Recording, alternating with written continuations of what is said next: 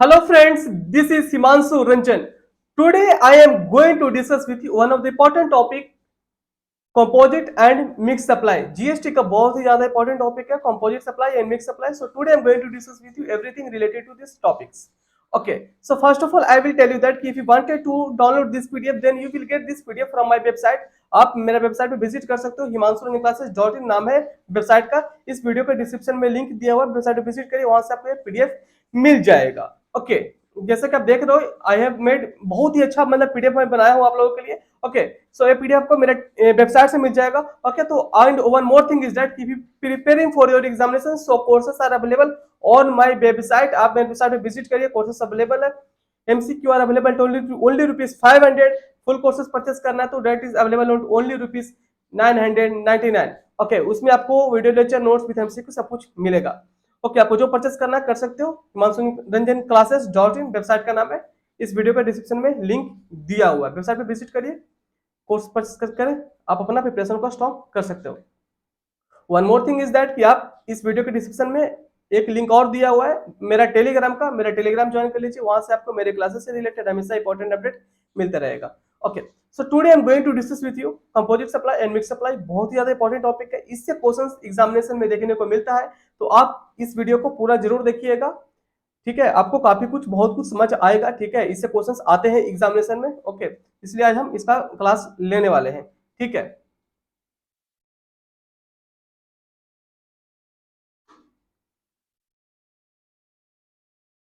पहले composite supply देखते हैं। कंपोजिट सप्लाई, ओके, देखिए कंपोजिट सप्लाई क्या बोलता है।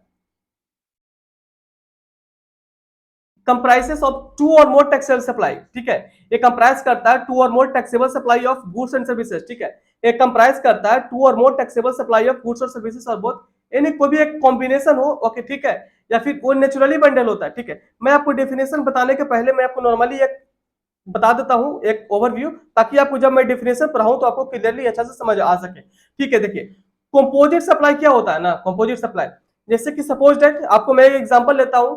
ठीक है, आप जैसे कि कहीं भी आप एक होटल में जब आप गए रहने के लिए, ठीक है, होटल में एक दिन का रहने के लिए गए। ठीक है, तो जब होटल में रहने जाते हो, ठीक है, तो वहां पे क्या होता है कि जो आपका होटल का चार्जेस रहता है उसी में आपका उसमें जो फूड का भी चार्जेस होता है, कभी कभी उन लोग फूड का भी चार्जेस उसी में ऐड कर देते हैं। ठीक है, तो उसमें क्या होता है कि जो होटल का चार्जेस के साथ साथ उसमें अगर आपका फूड का भी चार्जेस उसी में इंक्लूड हो रहा है, ठीक है, चाहे उसमें कुछ लॉन्ड्री का चार्जेस हो रहा है, मतलब कपड़ा वगैरह आपको धुलाना है तो उसी में चार्जेस में वो इंक्लूड कर देता है। ठीक है, एक ही बिल बनाता है, वो लोग एक ही बिल बनाता है जिसमें कि आपको होटल का चार्जेस के अंदर ही सब कुछ उसमें आ जाता है। ठीक है, तो उसमें क्या हो रहा है कि जो आपका जो प्रिंसिपल सप्लाई है, प्रिंसिपल सप्लाई क्या आपका है यहाँ पे, प्रिंसिपल सप्लाई आपका जो होटल का जो चार्जेस आप दे रहे हो वो आपका प्रिंसिपल सप्लाई है, क्योंकि आप रुकने गए थे ना होटल में, तो जब रुकने गए तो उसके बाद ही तो आपको और भी जो अदर एक्सपेंसेस हुआ ना, इसलिए तो यहाँ पे क्या हो रहा है कि एक प्रिंसिपल सप्लाई होता है, उसी का जो रेट होता है वो अदर और भी जो एक्सपेंसेस होता है उसके ऊपर भी जितना जो रेट लगता है, पर जो प्रिंसिपल का जो रेट रहेगा वही रेट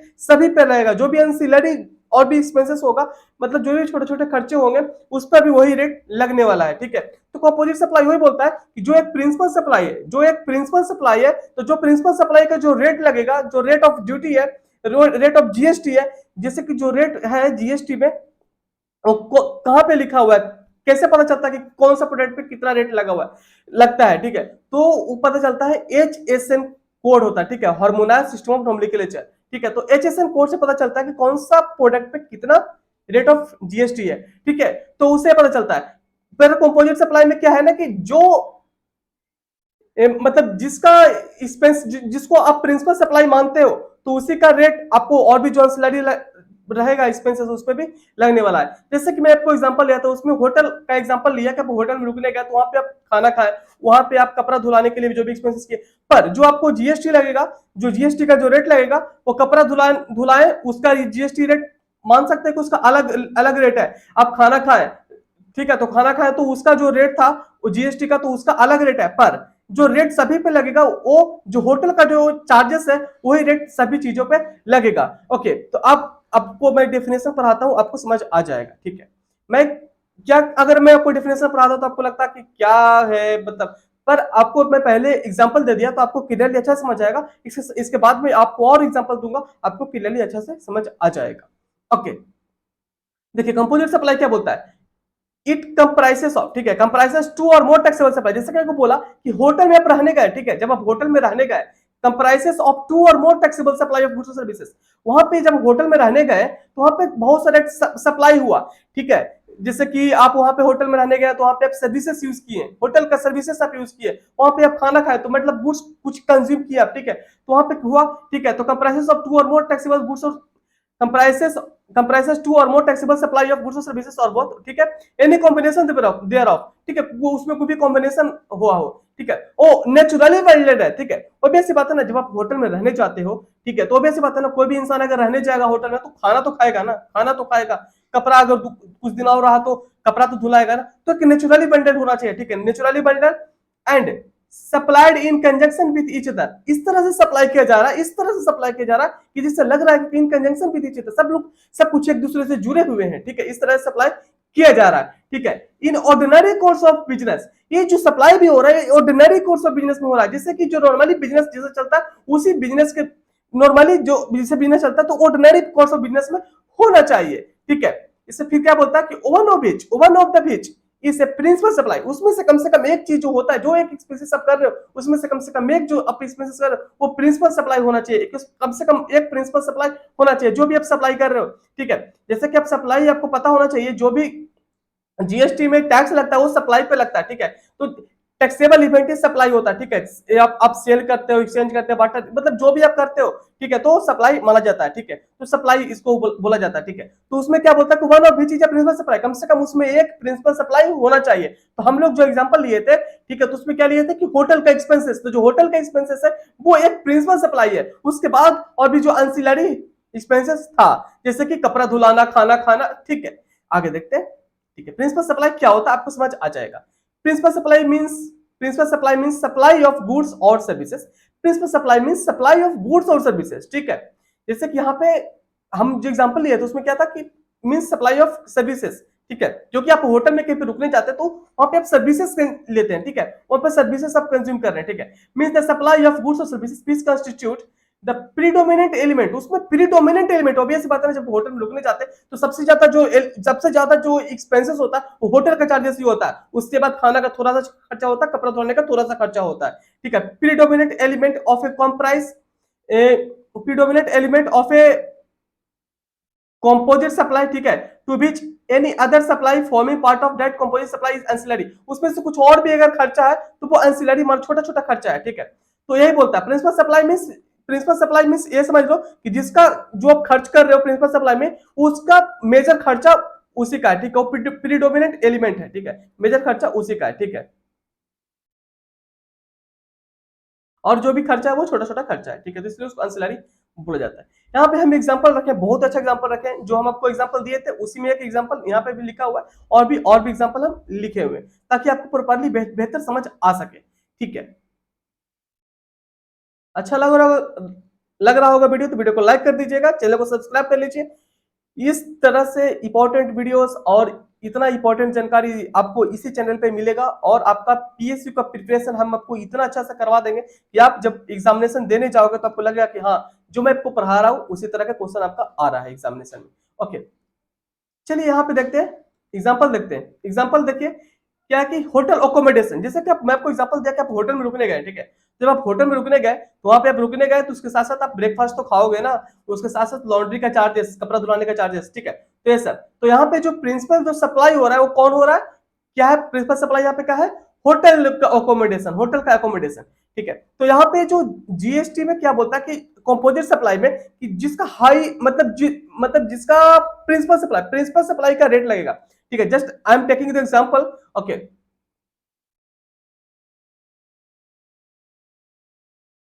ठीक है।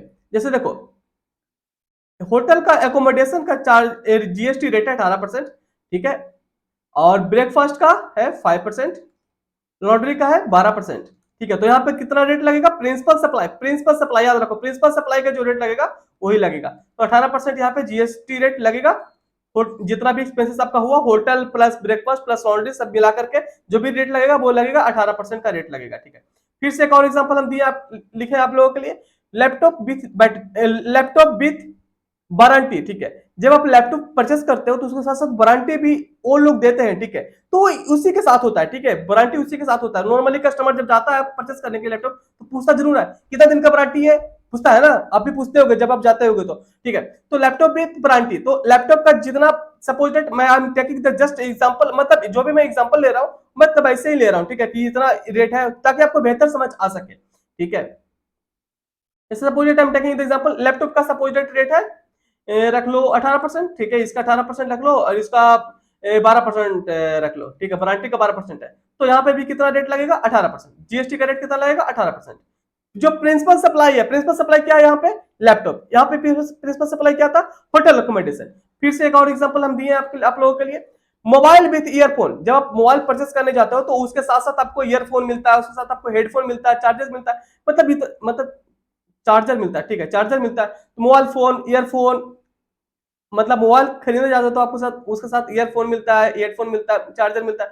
तो जो रेट लगता है आपको वहां पे, तो जो प्रिंसिपल सप्लाई क्या हो रहा है, मोबाइल, मोबाइल का रेट यहाँ पे हम रखते हैं 28%, ठीक है, मोबाइल का रेट हम 28% रख रहे हैं, ईयरफोन का रेट रखते हैं 5%, ठीक है, हेडफोन का रखते हैं 12%, चार्जर का रेट रखते हैं 18%। तो यहाँ पे हाईएस्ट रेट क्या, मतलब प्रिंसिपल सप्लाई का रेट क्या है, principal supply mobile, principal supply क्या है, मोबाइल, ठीक है, तो मोबाइल प्रिंसिपल सप्लाई, तो मोबाइल का प्रिंसिपल सप्लाई का रेट क्या है, प्रिंसिपल सप्लाई का रेट है 28%, तो 28% यहाँ पे जीएसटी रेट लगेगा, ये सभी का चार्जेस मिलाकर के 28% का जीएसटी रेट लगेगा इस पे, ठीक है। तो यहाँ पे देखो टैक्स रेट लिखा हुआ है, टैक्स रेट किसका लगेगा, rate of principal supply, principal supply क्या है यहाँ पे मोबाइल है, यहाँ पे क्या है, प्रिंसिपल सप्लाई मोबाइल है, यहाँ पे क्या है, लैपटॉप है, यहाँ पे क्या है, होटल अकोमोडेशन है। तो जो भी रेट ऑफ ड्यूटी लगेगा, रेट ऑफ जीएसटी लगेगा, यहाँ पे रेट ऑफ जो प्रिंसिपल सप्लाई रहेगा उसका रेट लगने वाला है, ठीक है।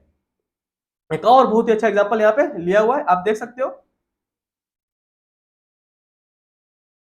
देखिए क्या होता है ना कि कोई भी टॉपिक को समझाने के लिए एग्जांपल से बेहतर समझ आता है। एक मैं आपको एक ओवरव्यू, एक डेफिनेशन में बता दिया, उसके साथ साथ मैं अगर आपको एग्जांपल 3-4 एग्जांपल अगर आपको बता देता हूं तो आपको पूरा प्रॉपर सब कुछ समझ आ जाएगा, ठीक है। आप देख लो यहाँ पे एग्जांपल एक और हम यहाँ पे रखें, देखें टैक्सेबल पर्सन है, ठीक है, ऑब्वियस बात, जो टैक्सेबल रहेगा वही सप्लाई करता है, नॉर्मल सी बात है। टैक्सेबल पर्सन सप्लाई कर रहा है गुड्स, ठीक है, टैक्सेबल पर्सन है सप्लाई कर रहा है goods to recipient of 6 lakh रुपए में सप्लाई कर रहा है, ठीक है, उसी में ट्रांसपोर्टेशन चार्जेस भी इंक्लूडेड है, पैकिंग मटेरियल भी इंक्लूडेड है, इंश्योरेंस भी उसी में इंक्लूडेड है। अब आप यहाँ पे देखो, ये टैक्सेबल पर्सन है, ठीक है, ये पर्सन टैक्सेबल पर्सन है, ये सप्लाई कर रहा है, देखो रोड से जा रहा है, ट्रक जा रहा है भर करके, ट्रक जा रहा है भर करके, देख रहे हो ना, ट्रक जा रहे हो, देखो, तो इसमें सप्लाई ऑफ गुड्स किया है, सप्लाई कर रहा है गुड्स को, इसमें पैकिंग मटेरियल है, देख रहे हो ना, बहुत सारा पैकिंग मटेरियल है, तो इसको पैक किया, पर पैक करने में खर्चा लगता है ना, पैक करने में। उसके बाद एक गाड़ी जा रहा है, तो गाड़ी जा रहा है तो उसका तो कॉस्ट लगा ना, रोड पे जा रहा है गाड़ी तो इसका कॉस्ट लगा, ट्रांसपोर्टेशन चार्जेस लग गया, ठीक है। उसके बाद इंश्योरेंस, कि कुछ कुछ गड़बड़ ना हो जाए बीच रास्ते में, जिसके लिए इंश्योरेंस करवा लेते हैं लोग, ठीक है। तो ये सारा खर्चा मिला करके एक एक अमाउंट आया, कितना आया, taxable taxable person supply goods at rupees, एक 6 लाख रुपया में भेज रहा है, ठीक है, रिसिपेंट को। तो यहाँ पे जो प्रिंसिपल सप्लाई क्या है, प्रिंसिपल सप्लाई यहाँ पे सप्लाई ऑफ गुड्स है, गुड्स ही तो है जो कि जा रहा है, जब गुड्स जा रहा है तभी तो उसको पैकिंग किया गया, उसको उसके लिए ट्रांसपोर्टेशन का व्यवस्था किया गया, ट्रक लाया गया, उसके लिए फिर उसके लिए इंश्योरेंस कराया गया कि कुछ गड़बड़ ना हो जाए बीच रास्ता में, ठीक है। तो इसके लिए प्रिंसिपल सप्लाई क्या है, सप्लाई ऑफ गुड्स, तो प्रिंसिपल सप्लाई है, प्रिंसिपल ऑफ, मतलब प्रिंसिपल सप्लाई क्या है, principal supply supply of goods, तो जो सप्लाई ऑफ जो गुड्स का जो रहेगा रेट जीएसटी का वही रेट लगेगा, ठीक है। तो आपको समझ आ गया होगा, ठीक है। यहां पे देखो लिखा है टैक्स रेट क्या लगेगा, rate of principal supply will be applicable on 6 lakh, जो प्रिंसिपल सप्लाई का जो रेट लगेगा, जो रेट रहेगा वही लगेगा 6 लाख पे जीएसटी का रेट। प्रिंसिपल सप्लाई क्या है यहाँ पे, सप्लाई ऑफ गुड्स, ओके। आगे देख लीजिए एक और एग्जांपल ले, एग्जांपल 2 देखिए, यहाँ पे क्या है, when a consumer buy a television set, जब एक कंज्यूमर एक टेलीविजन सेट परचेस कर लेता है, ठीक है, and he also get warranty, जब वो टेलीविजन परचेस करता है उसके साथ साथ उसको वारंटी मिलता है, and maintenance contract with the TV, this supply is a composite supply, ठीक है। इन दिस एग्जांपल आप देखो क्या है, सप्लाई ऑफ टीबी, जो सप्लाई ऑफ टीबी है वो प्रिंसिपल सप्लाई है, ठीक है, जो टीबी है वो प्रिंसिपल सप्लाई है, वारंटी और जो मेंटेनेंस है वो अंसिलरी है, ओके, आपको समझ आ गया होगा। चलिए इतना समझ में आ गया कंपोजिट सप्लाई, आपको समझ आ गया। अब हम डिस्कस करेंगे आप लोगों के साथ मिक्स सप्लाई। ठीक है, कंपोजिट सप्लाई में हम लोग एक बार और बता देते हैं आपको। कंपोजिट सप्लाई में एक ही चीज आपको याद रखना है, कंपोजिट सप्लाई में क्या होता है, इसमें किसी भी एक प्रोडक्ट को प्रिंसिपल सप्लाई माना जाता है, किसी भी एक प्रोडक्ट को प्रिंसिपल सप्लाई माना जाता है। ओके, और भी जो भी एक्सपेंसेस होता है और भी जो भी खर्चे होता है उसको अनसिलरी माना जाता है। और यहाँ पे जो जीएसटी का जो रेट लगता है, जो प्रिंसिपल सप्लाई होता है उसी का रेट सभी चीजों पे लगता है। प्रिंसिपल सप्लाई का जो प्रिंसिपल सप्लाई आप कर रहे हो, जो rate of duty, rate of GST जो इस पर रहेगा वही जीएसटी का रेट और भी एक्सपेंसेस पे लगेगा। ओके, समझ आ गया होगा कंपोजिट सप्लाई। अब हम देखेंगे मिक्स सप्लाई। मिक्स सप्लाई क्या होता है?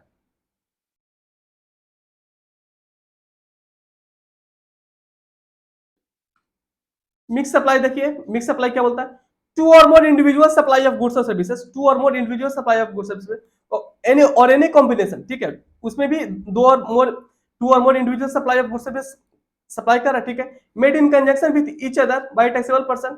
मैं इसमें भी एक काम करता हूं, मैं आपको पहले जस्ट एक एग्जांपल ले लेता हूं ताकि आपको बेहतर समझ आ सके।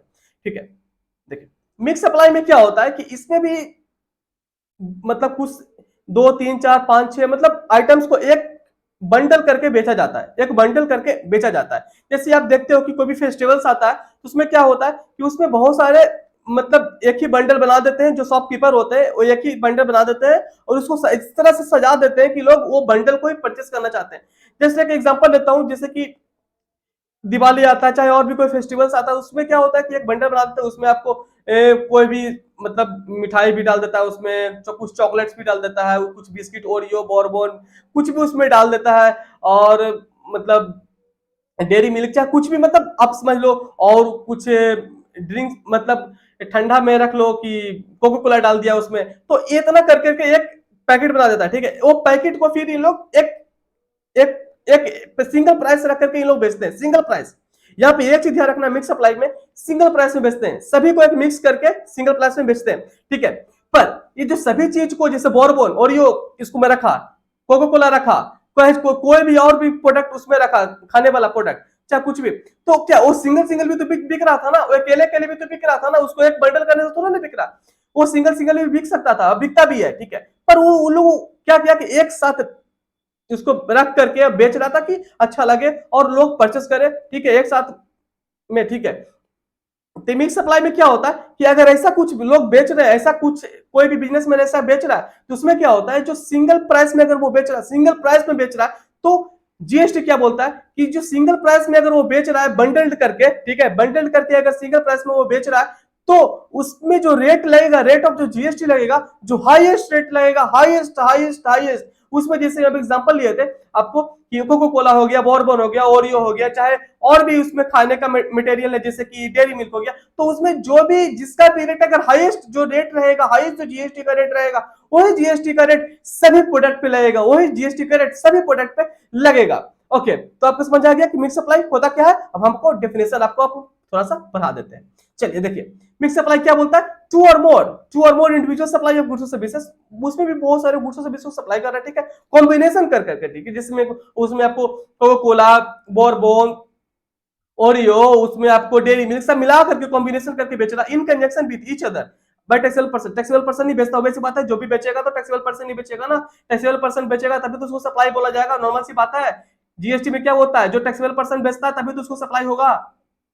ठीक है, फॉर ए सिंगल प्राइस, वो सिंगल प्राइस में बेचेगा। ठीक है, सिंगल प्राइस में बेचेगा, भेड़ such supply does not constitute a composite supply, एक कंपोजिट सप्लाई के अंदर नहीं है, मतलब ऐसा नहीं है कि कोई इसमें एक प्रिंसिपल सप्लाई, कोई प्रिंसिपल सप्लाई नहीं है। अरे कोको कोला भी ऐसे भी बिकता है, कोको कोला भी ऐसे भी ही बिकता है, ओरियो भी ऐसे ही बिकता है, बॉर्बन भी ऐसे ही बिकता है, डेयरी मिल्क भी ऐसे ही बिकता है। ठीक है, इसको किसी को कोई जरूरत नहीं है, सिंगल सिंगल भी लोग आराम से बिकते हैं। ठीक है, तो जैसे कि हम लोग कंपोजिट सप्लाई में क्या देखे थे कि होटल में जब रुकने जाते हैं तो ऑब्वियस बात है वहां पे अगर कोई इंसान रुकने गया तो वहां पे खाना खाएगा, वहां पे अगर रुका है तो वहां पे कपड़ा को धुलाने के लिए देगा। ठीक है, तो वो यही बोलता है कि such supply does not constitute a composite supply, एक कंपोजिट सप्लाई के अंदर नहीं आता है। ठीक है, ये मिक्स सप्लाई क्या है कि कुछ ऐसा प्रोडक्ट है जो कि सिंगल सिंगल बिक सकते हैं। ठीक है, आराम से बिक सकते हैं मार्केट में, पर उसको एक बंडल करके बेच रहा है कोई भी एक शॉपकीपर, तो इसलिए बेचता है ताकि लोग आराम से परचेस करें। ठीक है, और एक बंडल भी बिक जाए और प्रॉफिट भी हो जाए। ठीक है, तो सिंगल प्राइस में बिकता है तभी वो मिक्स सप्लाई के अंदर आता है। आपको ध्यान में क्या रखना है, मिक्स सप्लाई मीन्स कि कोई एक सिंगल प्राइस में बिक रहा है एक बंडल ऑफ प्रोडक्ट को, ये ध्यान में रखो आप, ठीक है। क्या बोलता है, the individual supplies are independent of each other, और सभी जो है मैं आपको बोला जैसे कि कोको कोला, ओरियो, बॉर्बन, चाहे डेयरी मिल्क, सभी इंडिविजुअल बिक सकते हैं, इंडिपेंडेंटली बिक सकते हैं, बिकते भी है, ठीक है। And are not naturally welded, naturally welded नहीं है, ठीक है, नेचुरली वेल्डेड नहीं है ये सब, ठीक है। टैक्स रेट क्या लगेगा इसमें, tax rate supply that attract highest rate of tax, जो कि हाईएस्ट रेट लगेगा, जो हाईएस्ट रेट रहेगा, जिसका भी हाईएस्ट रेट रहेगा उसी का रेट यहाँ पे लगेगा सभी प्रोडक्ट पे, जिसका भी रेट हाईएस्ट रहेगा उसी का रेट सभी पे लगेगा, ओके।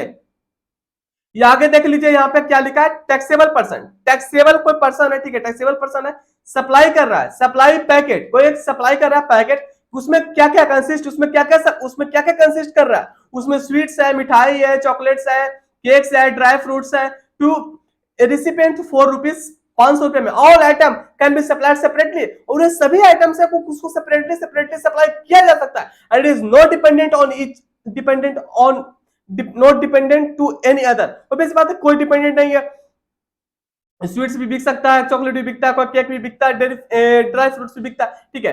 तो इसमें जो रेट ऑफ जो ड्यूटी लगेगा वो जो हाईएस्ट जिसका रेट रहेगा उसी का रेट यहाँ पे लगने वाला सभी प्रोडक्ट के ऊपर, मतलब जो 500 रुपया में सिंगल प्राइस रखा तो 500 रुपया के ऊपर वही रेट लगेगा, okay. Just I am taking the example, you will properly understand it.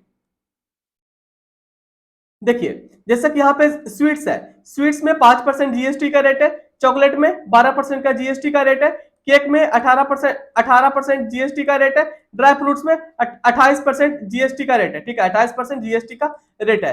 तो यहाँ पे आप देखो कि हाईएस्ट क्या है, हाईएस्ट यहाँ पे हाईएस्ट क्या है 28%, हाईएस्ट है 28%, तो यहाँ पे जो 500 रुपया पे जो रेट लगेगा जीएसटी का वो 28% लगेगा, आपको समझ आ गया होगा, ओके। आगे देखते हैं, यहाँ पे आप देख लो, यहाँ पे जो टैक्सेबल पर्सन है, ठीक है, इस सप्लाई किया रिसिपिएंट को, ठीक है, sweets, chocolate, cakes, dry fruits 500 रुपए में बेचा, ठीक है, all item can be supplied separately and is not dependent on any other, दोनों भी ऐसी बात है नहीं है, ठीक है। हाईएस्ट रेट जैसे कि आपको मैं बोला कि 28%, I am just taking the examples, okay. तो ये यहाँ पे देख लो आप, highest rate of tax will be और ₹500, सिंगल प्राइस में बेचना चाहिए तभी जाकर के मिक्स सप्लाई होता है, और जो हाईएस्ट रेट लगेगा वही जाके लगता है मिक्स सप्लाई, ओके। एक और एग्जांपल आप देख लीजिए, क्या है, एक टैक्सेबल पर्सन है, देखो एक टैक्सेबल पर्सन सेलिंग वाटर बोतल बेच रहा है along with रेफ्रिजरेटर, ठीक है, बोतल and refrigerator can easily B price and sold independently, वो भी ऐसे बात है ना, वाटर बोतल और रेफ्रिजरेटर इंडिपेंडेंटली बिक सकता है, ठीक है, एंड नॉट नेचुरली बंडल नहीं है, तो सच सप्लाई यार मिक्स सप्लाई, ये मिक्स सप्लाई है, ऑब्वियस बात मिक्स सप्लाई है, तो जिसका भी जो हाईएस्ट रेट रहेगा, जैसे वाटर बोतल का रेट है 12%, ठीक है, रेफ्रिजरेटर का है 18%, तो हाईएस्ट रेट किसका है, हाईएस्ट रेट है 18%, तो 18% जीएसटी का रेट लग जाएगा, ओके।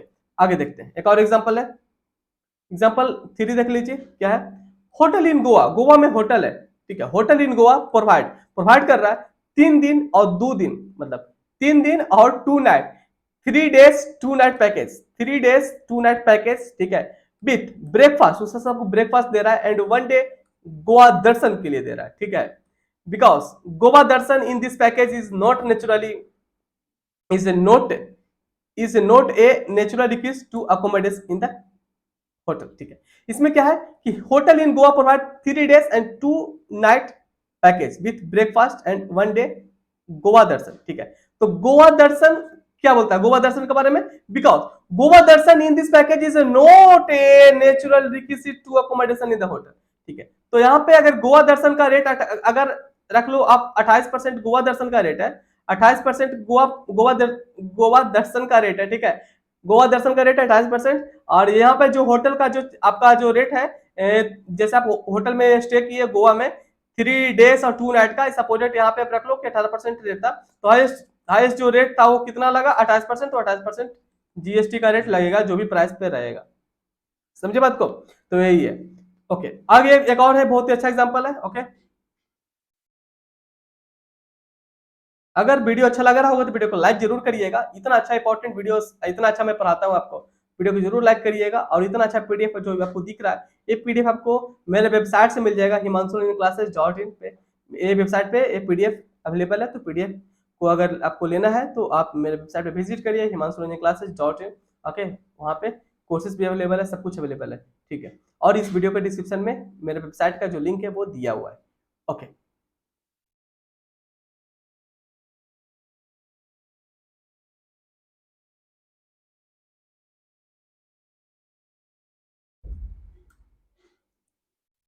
गोवा दर्शन का नाम ही है तो गोवा के बारे में सोचने तो नहीं लगे ना आप लोग। अच्छा, चलिए आगे देखते हैं, एग्जाम्पल देखते हैं फिर से। देखिए यहाँ पे एक्स लिमिटेड है, ठीक है, एक्स लिमिटेड है, सप्लाई कर रहा है, X limited supplied, X limited supplied spare parts, spare parts, okay, X limited supplied spare parts freely to replace during warranty period, is it chargeable to GST. इससे कुछ भी चीज अगर आप परचेस करते हो, ओबियस बात है, तो वारंटी पीरियड में रिप्लेस करता है ना कंपनी वाला, तो ही बोलता है कि X limited supply spare parts, supply कर रहा है spare parts freely to replace during the warranty period. Warranty period में कुछ भी सामान खराब हो गया तो उसको रिप्लेस करने के लिए स्पेयर पार्ट्स को फ्रीली सप्लाई कर रहा है एक्स लिमिटेड, ठीक है। तो वही पूछ रहा है क्वेश्चन में कि is it chargeable to GST, क्या जीएसटी लगेगा?